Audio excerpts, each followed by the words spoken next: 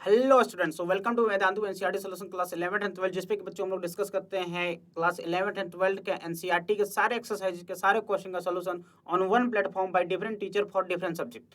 तो ये क्वेश्चन है बच्चों आपके क्लास 12 फिजिक्स का chapter number 1 that is electric charges and field का क्वेश्चन नंबर 21।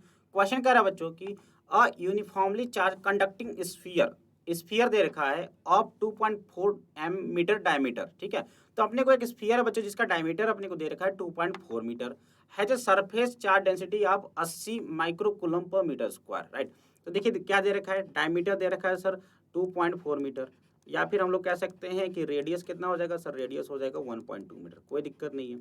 उसके बाद सिग्मा जो कि हमें दे रखा है क्या, सरफेस चार्ज डेंसिटी कितना दे रखा है 80 microcoulomb per metre square. Clear है, या फिर हम लोग लिख सकते हैं इसको 80 गुणे 10 की घात -6 कूलम पर मीटर स्क्वायर। चलिए कोई बात नहीं।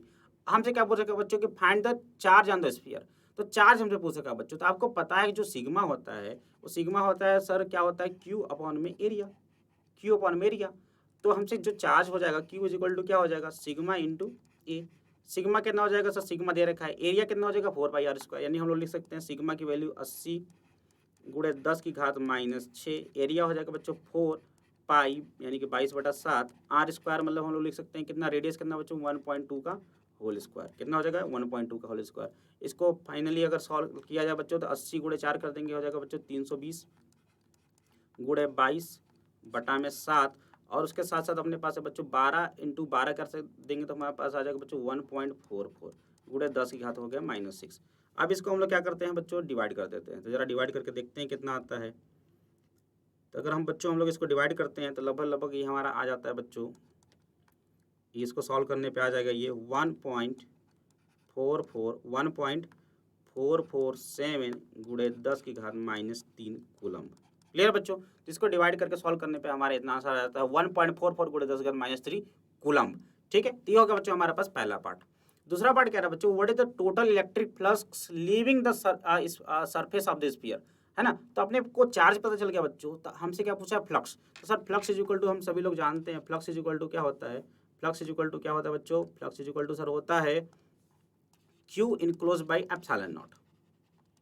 क्यू की वैल्यू जस्ट हमने निकाल लिया बच्चों, कितना निकाल लिया, क्यू की वैल्यू निकल गया बच्चों 1.447 गुणे 10 की घात कितना हो गया, 10 की घात -3, और एप्सिलॉन नॉट की वैल्यू सभी को पता होती है बच्चों, एप्सिलॉन नॉट की वैल्यू कितनी होती है, तो एप्सिलॉन नॉट की वैल्यू होती है सर 8.85 गुणे 10 की घात -12।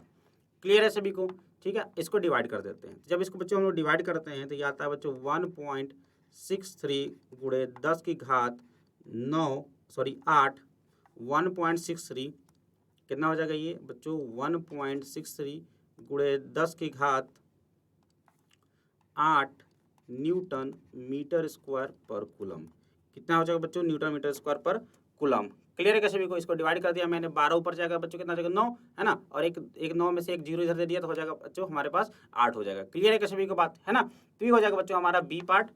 तो बी पार्ट में हमसे फ्लक्स पूछा था और ए पार्ट में हमसे क्या पूछा था, ए पार्ट में हमसे चार्ज पूछा था। तो उम्मीद करता हूँ आपको ये सोल्यूशन समझ में आ गया होगा। तो do like the video and do subscribe channel for such type of video. Thank you very much, bye bye.